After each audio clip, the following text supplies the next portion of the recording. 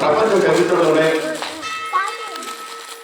ఒక గుర్తింపు కలిగిన వ్యక్తి, బలహీన బడుగు కాడిన పీడిత వర్గాలకు హక్కుల కోసం పోరాడి ప్రపంచ దేశాల్లోనే పోరాటానికి ఒక మార్గాన్ని ఏర్పాటు చేసిన వారు డాక్టర్ బిఆర్ అంబేద్కర్.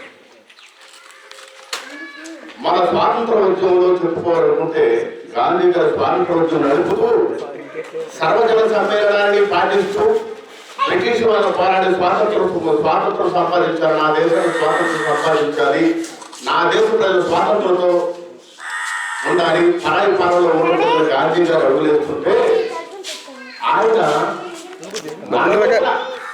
ఈ భారతదేశం లోపల మతాల పేరుతో కులాల పేరుతో ఈ బలహీన వర్గాల పేరుతో జరుగుతున్న అసామాన్యాల్ని అంటే మనిషిగా చూడకపోవడం, ఇటువంటి అనన్య సామాన్యమైన విషయాలు ఆయన తీసుకొని ఇక్కడ ఇది సముద్రించడం జరిగిందన్నమాట. అలాగే భారత రాజ్యాంగం రాయటం, భారత రాజ్యాంగంలో ప్రాచీన హక్కులు పొందుపరచడం, మన భారతదేశ రాజ్యాంగం రాయడానికి డాక్టర్ బిఆర్ అంబేద్కర్ గారు ఒక దళితుడు ఎందుకు నామినేట్ చేయబడ్డాడు అంటే ప్రపంచ దేశాల తాలూకా రాజ్యాంగాలు అన్నింటిని కూడా ఆయన చదివేశాడు. ప్రపంచ దేశాల్లో ఉన్న అన్ని దేశాల తాలూకా రాజ్యాంగాలు చదివేసి విభిన్న మతాలతో, విభిన్న వర్గాలతో, విభిన్న కులాలతో, విభిన్న సాంప్రదాయాలతో, విభిన్న నాగరికతతో పరిగణితున్న భారతదేశానికి ఎటువంటి రాజ్యాంగం కావాలి, ఇందులో కాడికులు బాగుపడాలి, ముందువాడు బాగుపడాలి, ఏడువాడు బాగుపడాలి, ఇది అందరికీ భారత రాజ్యాంగం ఉపయోగపడాలి అనే గొప్ప ఉద్దేశంతో ఆయన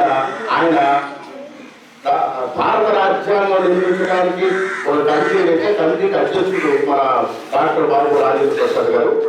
ఆయన చెప్పాడు భారతదేశ రాజ్యాంగం రాయడానికి ఈ ప్రపంచంలో ఉన్న ఏకైక వ్యక్తి డాక్టర్ బిఆర్ అంబేద్కర్ గారు. ఆయనే సమర్థుడు, ఆయనే ఈ భారతదేశానికి సరిపడ రాజ్యాంగం రాయగలడు, వేరొకరు రాయలేరు అని చెప్పి ఆయన చెప్పడం, తర్వాత రాజ్యాంగ సభ తీర్మానం ఆమోదించడం ఆయన బాధ్యతలు అప్పచెప్పడం జరిగింది. ఎప్పటికే ప్రపంచ దేశంలో అతిపెద్ద లిఖిత పూర్వకమైన రాజ్యాంగం మన రాజ్యాంగమే. మన రాజ్యాంగంలో దొరకని సొల్యూషన్ అంటూ లేదు.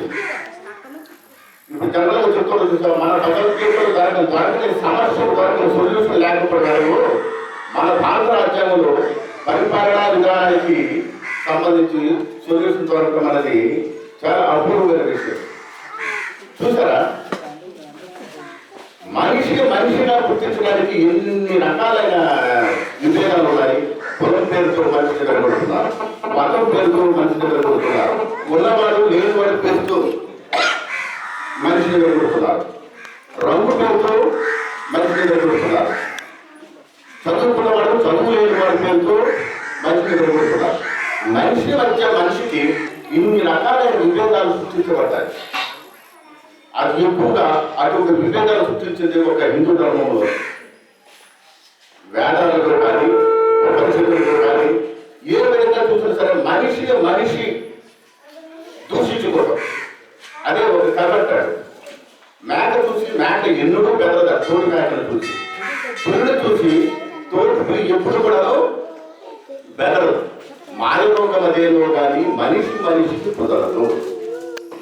మనుషులు కలవలేదు, కులం పేరుతో పెరుగుతుంటున్నారు, మతం పేరుతో పెరుగుతుంటున్నారు, ఉన్నవాడు లేనివాడు పేద ప్రభుత్వం పెరుగుతున్నారు, రంగు భావంతో పెరుగుతున్నారు.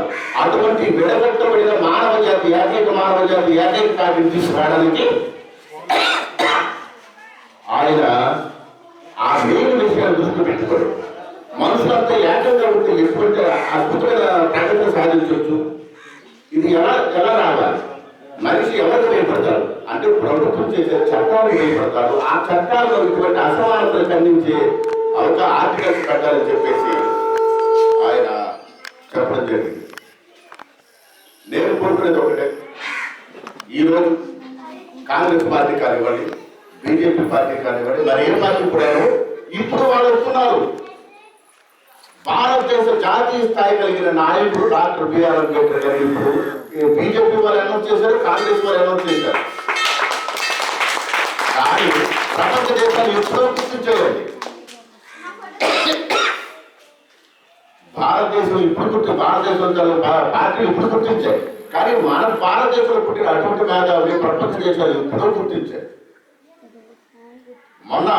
నిన్న మొన్న ఏదో స్వాతంత్రం సంపాదించే దానికి రాజ్యాంగం రాయాలంటే డాక్టర్ బిఆర్ అంబేద్కర్ సహచరుడైన శ్రీలంక ఎవరు ఆయన తీసుకొని నామినేట్ చేయడం మా దేశానికి కావాల్సిన రాజ్యాంగం రాయడానికి భారతీయ అంబేద్కర్కు అనుకూలమైన నువ్వు వచ్చి నాకు సలహాలు సూచనలు ఇవ్వని చెప్పడం జరిగింది. డాక్టర్ బిఆర్ అంబేద్కర్ గారు సామాజిక వ్యవస్థే కాకుండా ఆర్థిక వ్యవస్థ అంటే ఒక దేశంతో అనుసరించిన విధి విధానాలు ఇవన్నింటిలో కూడా పుస్తకాలు రాసి పెట్టాడు. ఇప్పుడు పుస్తకాలు తీసి ప్రపంచ దేశాలు ఎప్పుడో కాలవుతుంది. ఇప్పుడు ఆ పుస్తకాలు తీసి ఇప్పుడు దాన్ని పబ్లిష్ చేయాలి. ప్రతి డిగ్రీలో కూడాను ఇదొక భాగంగా చేయాలి. అంబేద్కర్ ఆలోచన విధానము ప్రపంచానికి ఎప్పుడూ అవసరం పడ్డది, కానీ భారతదేశానికి ఇప్పుడు అవసరం పడ్డది. ఈరోజు సాక్షి పేపర్లో చూస్తే అంబేద్కర్ లిటరేచర్ చదవలేకపోయినా సరే, అంబేద్కర్ జీవిత చరిత్ర చదవలేకపోయినా సరే, ఈ రోజు సాక్షిలో చేసిన విషయాన్ని చదవగలిగించారు. మానవ హార్గోపాల్సి తర్వాత కత్తి పద్మారావు గారు, తర్వాత మన ఆయన అంటాడు కోదండరావు గారు తెలుసు కదా, తెలంగాణ పోరాటం చేసిన కోదండరావు గారు. ఈ కేసీఆర్ వీళ్ళంతా ఏదో వ్యాఖ్యలు చేస్తున్నాడు, కానీ సిద్ధాంతపరమైన పోరాటం జరిపినవాడు ప్రొఫెసర్ కోదండరావు. ఆయన రాసుకొచ్చాడు ఈ తెలంగాణ పోరాటాన్ని ఎంత ఉత్తమమైన స్థాయికి నేను తీసుకెళ్ళగలిగాను, ఎటువంటి విమర్శలు లోను కాకుండా ఈ తెలంగాణ రాష్ట్రాన్ని సాధించుకోగలిగాము అంటే అంబేద్కర్ గారు చేసిన సిద్ధాంతాల ప్రకారంగా నేను నడిచాను. అందుకే ఈ ప్రత్యేకంగా తెలంగాణ రాష్ట్రాన్ని సాధించుకోగలిగాము అని ఆయన ఈజ్ ప్రొఫెసర్. యాక్చువల్ చెప్పుకుంటే తెలంగాణ ఉద్యమానికి ఆయనకు వెన్నుముక. ఆయన కూడా ఇవాళ పేపర్లో వేశారు. దయచేసి మిత్రులారా, మనం భారతీయులు ఈ భారతదేశ సంస్కృతిని భారతదేశ జనాల ముందు కాపాడుకోవాలి. మనం కులం పేరుతో, మతం పేరుతో, ఉన్నవాడి పేరుతో, లేనివాడి పేరుతో, రంగు పేరుతో విడిపోతే మానవ జాతి మనిషికి ఏకంగా అయిపోతారు. మనిషిని కాపాడవలసిన వాడు మనిషే, మనిషిని పోషించాల్సిన వాడు మనిషే. చివరికి మనిషి పోతే మోయాల్సింది మనుషులే. మన మనుషుల మధ్య ఈ కులమతాల పేరుతో, ఈ ఉన్నవాడు లేనివాడి పేరుతో ఈ భేదాలు అవసరమా? అందుకని ఈ భేదాలు ముఖ్యంగా ఆయన సృష్టించిన విషయాలు ఇవి.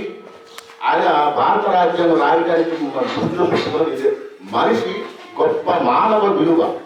ఈ మానవ వనరుని, మానవ విలువను మనం కాపాడగలిగితే ప్రపంచం ఆర్థికంగా ఆటోమేటిక్గా అదే వెళ్ళిపోతుంది, సామాజికంగా అదే వెళ్ళిపోతుంది ఆయన ఉద్దేశం. ఈ కార్యక్రమానికి విచ్చేసినందుకు ధన్యవాదాలు తెలియజేస్తూ, ఇప్పుడు యాక్చువల్ చెప్పుకోవాలంటే డాక్టర్ బిఆర్ అంబేద్కర్ గారు హిందూ మతంలో పుట్టినప్పుడు కూడా ఆయన బౌద్ధాన్ని స్వీకరించడం జరిగింది. ఎందుకంటే ఇంకా శతాన్ని వేరే అయినప్పుడు కూడా బుద్ధుడు దేవుడు ఉన్నాడని చెప్పలేదు. దేవుడి పేరుతో జరుగుతున్న అంటే దేవుడే చెప్తున్నాడని చెప్పి వాళ్ళ సిద్ధాంతాలు కానీ, ఇటువంటి సిద్ధాంతాలు మనిషిని వేరు చేసే సిద్ధాంతాలు కానీ లేని అటువంటి బుద్ధిజాన్ని స్వీకరించడం జరిగింది. మరి మన మధ్య ఆ బుద్ధిజం భావాలతో ఉన్న బలిగ మోహన్ రావు గారిని మాట్లాడాల్సిందిగా కోరుకుంటున్నాను.